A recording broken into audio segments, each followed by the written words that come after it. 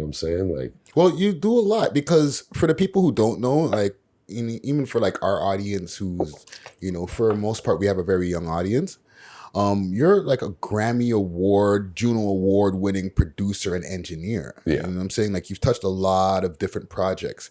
So what do you, and I have a list of projects here that we're gonna get into, but in your opinion, what do you think is the biggest project that you've well, the Drake stuff is definitely big, but there's been a lot of stuff that's come from that.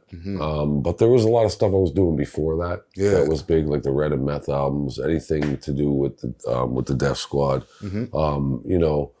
But then there's stuff, I always forget stuff. Right. Because when you're like a studio guy, sometimes you're like, you end up doing sessions, or they become a blur and you forget what songs come out when and how big they did, or you end up not being a part of that, which is the gift and the curse of being in the business, because sometimes you miss enjoying the records. Like, like I've worked on records where I'm like, damn, I enjoy the experience of being on the inside, but I would have liked to be just a fan, right? So it's hard because I forget some of the projects that I did, like, the Grindin' remix what I did with Cardinal. Like, Grindin'. I have that session and I laugh because I'm like, I have stuff. Today I just posted on my Instagram the Choclair tape from the Let's Ride reel, right? From like, because I have some crazy I was like, oh, my house is like a museum. So you engineered Let's Ride? No, but I have the tape. I actually don't have any credits on that whole album, but I did engineer on that album. Okay. There's a long story behind that. Shout out to Choclair. And some of the tapes, different people did different mixes. There's a story behind that, but okay. Let's. Well, because I want to get because if you look at Ice Cold, right? Yes. You have songs like Flagrant that I blatantly recorded that, and I can blatantly. Me and Sox or Choclair would talk about the story of that session of. It goes back to what you and I were talking about earlier about 1-inch tapes. And so say there was 10 tracks of music or 8 and one track's empty out of at least 15, and we had vocals and the chorus, we didn't have enough tracks for the chorus. So Socrates, I had to sample Sox's choruses tracks onto the EPS and then fly them back as a stereo to save room. And put that on either 1 or 2 tracks, and then give us more room for to do vocals and stuff, right? So that song definitely wasn't recreated. You know what I'm saying? But because of the way Gadget was and certain things, I think I was in Atlanta when those albums started coming out. So when people were doing credits, like, why did I get? I've already had these conversations with people, but my name should be on the album. That's why I claim records like that. When I say, 10, whatever Juno count or whatever. I'm like, yo, if I don't have credit on the album, you call everybody who was there and ask them, and they're going to tell you I was there and I did it. So now whoever's fault it was, I'm not getting into that because that's not what it's about. The fact is, we all know. So I still claim it and nobody can tell me otherwise, even if my name's not on there. Because there's stuff like that Ice Cold album, Grassroots is another one. Shout out to Rest in Peace of Swift. Even on the vinyl version of the Grassroots album, there's a skit where you can hear on the skit is me engineering in the skit. And I'm like, that proves, because I, tracked most of that album. It was either myself, El Goffer, or Grasshopper in those sessions, right? And a lot of times during that era, I took up a lot of slack. I was doing a lot of Ghetto Concept sessions and Socrates and Cardinal and Choclair, and like I was doing whatever. I was just happy to be doing sessions. So I was like, I'm okay, let's go. I just wanted to do hip hop. Right? So it didn't matter to me, but it was important to have those credits for history later. But fortunately for me, I just kept going and built on it. But I include them because I did it, and nobody can say otherwise, you know what I'm saying? Well, and that's why I flaunt stuff like, yo, I got the tapes. You know what I'm saying? Well, we talked about off camera how you and the next mutual friend of ours that we'll get into. Right. We'll leave the name out because we'll get into it. Right? How y'all opened the box and found all of these when I seen all the tapes, I was like, wow, So wow. I was going through the storages and I'm like, I'd been looking for some things because, sometimes, you get so much blessings and you forget how much you have. So you got to be mindful. Like I was on the way here, it was traffic, and I usually don't give to people in cars, especially with the Corona. I'm on some street. I'm like, I'll tell you to back up. Yeah. But it was some native dude, and I don't know him, but he looked mashed up, and I just gave him all the money I had in my pocket. You know what I'm saying? Yeah, you got to remind yourself. So when we seen all that, I was like, oh, okay. You know, because I try to move things on instead of keeping, and some people hoard stuff. And, you know, I used to do that with gear, but I'm like, man, I need space in my life. Space is important, you know? Yeah, and you've been in the game for a minute, so you're going to collect a lot of fucking Yeah, it happens, right? Let's go through some of the things that are some of the people that you've worked with, right? Because you've worked with a plethora of artists, right? You got the Method Man chain on, or Method Man, this is logo. the Method Man.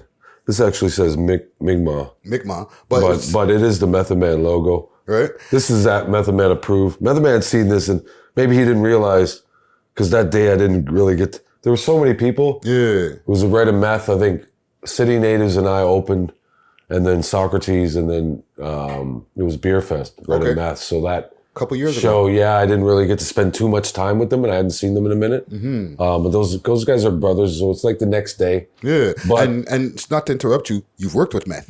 Yeah, I worked with Method Man a few times, right? Quite a few songs. So I mean, he got to see this, which was funny because I had another one on that day, a Def Squad one, which was the Def Squad logo beaded, which I gave to Eric Sermon last summer when I was there. Nice. Because I felt like, you know, and now everybody wants one. So I'm going to make some more. But these take a lot of time. Yeah. But yeah, Method Man, I, you know, was lucky enough to have memories of like, you know, being in 36 Chambers at the console and RZA's studio. And bong bong. With the, pretty much, I don't remember what song we were doing, but most of the Wu was there that day. Crazy. And I remember sitting at the console like, you know, tracking or whatever. And it reminded me of like a session I had one time. I had a session with Ghetto Concept that was like, whole heap of Mandem was there. And I remember the studio was full. It was soundproof. And it was similar to that, but it was 36 chambers. Yeah. And it was like, I want to say all of the Wu because, you know, I mean, Old Dirty was gone, but it was, you know, almost everybody that day. And that was going to be one of my questions if Old Dirty was there. Yeah, he wasn't alive then. I remember being like, damn, like, wow. You know, like, it's one thing, I guess it's a thing with groups. It's harder to get everybody in the same place sometimes, right? So that, you know, but memories like that only was in that because I was up the street hanging with Red. And got a phone call. I was just about to ask, how do you end up in the 36 chamber studio? Because I got a call, yo, can you go, RZA needs you. Can you go down the street and help him? Because those guys, like everybody's family, Def Squad, Wu-Tang, and a lot of like, you know, Red and Meth had the same manager. And so there's a lot of, you know, it's brethren. So, you know, if somebody needs something, yo, gee. And then at the time it was around Tommy and them, rest in peace to Tommy Uzo. But Tommy and them, you know, Tommy did a lot of records and was around a lot of hip hop, and being around those guys was lucky enough to really have opportunities where I could just pull up in New York and just hang out and be around MCs and producers, and then that's how things would happen. Okay, you know, like, you know, just being like at, you know, one time I was at Eric Sermon's house and the door, somebody knocked on the door. And he was like, yo, G, can you get that? And I opened the door and it was Prince Paul. Nice. And I was like, oh, snap. Like, it's like you're in a movie. Me and Socks always say it's like being in the TV in America, right? Because if you're around the right people, or me and Keith Murray and Tyrese were at studio Sony when it used to be on 9th or 10th or whatever, walking down the street one day, summertime, running into Diddy and somebody. Crazy. Like crazy memories. It's like New York, that only happens in New York. You know what I'm saying? And it's just that energy. You know what I'm saying? That's crazy. Yeah, so I have a lot of memories like that. It's just from being there, B. You know, just you got to spend the time and just, and time costs money. But like I've been lucky enough to be in this game since I was young. Since, like, you know, I always tell the story how I came up with Rumble. Rumble is from my neighborhood. So Rumble was the first one to let me use his SP1200. And that's how I started learning how to produce and make beats and stuff. And the story is that was the first SP in Canada at the time. Now, not to interrupt you, because these stories are very essential. But I want to make sure that the people are also aware that you have a very dope interview with my brethren, Big Tweez and Thrust. Tweez and Thrust. Views before the six. Yeah. Right? Yeah, we probably talk about that because Rumble. Yes, he did. He brought that SP from New York, but he was taught by Scott LaRock how to use it. But I didn't know that at the time. He told me that later. I found out this later. I'm like, oh, damn. So I didn't get the connection of him, Scott LaRock, then me, and then, because I always thank him, because those things, like, they might be little things, but like meeting Gadget or when me and 40 met, and then like all these little things, me and Eric or certain people you connect with and then you do music with and build on, like those, come into play later, right? So that was an important part that I didn't know later because I had to, grow from there in my own way.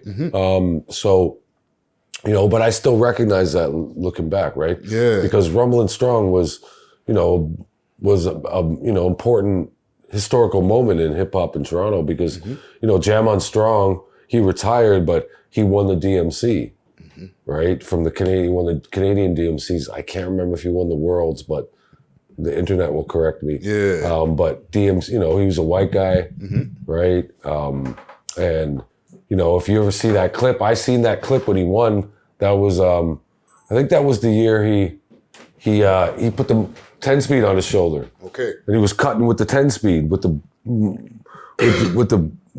tire on the turntable, like. What the fuck? Yeah, exactly. Like, or if you've ever seen guys like Scratch, where Scratch will take his shirt off, or the one where he does Black Sheep, pick it up, and he's picking up the turntable while he's scratching. I missed that about. Huh? Are those on YouTube? That must be because he's done that. He would do that at shows, but like some of those shows are important. Like a lot of that stuff helped mold me. Like I fell in love with hip hop, for various reasons. But like there was a special time. You know what I'm saying? Yeah. You worked with Sade? Yeah, through 40. 40 what was that experience like? Well, he remixed the Moon in the Sky. So Gadget and I mixed the song. So some of those credits I kind of like forget about because when it's mixed and people layer them in, people get lost with producing and engineering. And they're similar but different. And I don't try to claim things, but like, it gets confusing sometimes, right? Yeah. But I mean, it's all one and the same animal. But did you get to meet her? Myself personally, no. No, I never got to meet her. I mean, that's all 40. I'm like, whatever. Yeah. Like, whatever. What? We're doing what? When, I don't know what year it was, like the OVO Fest, when they brought Stevie Wonder out.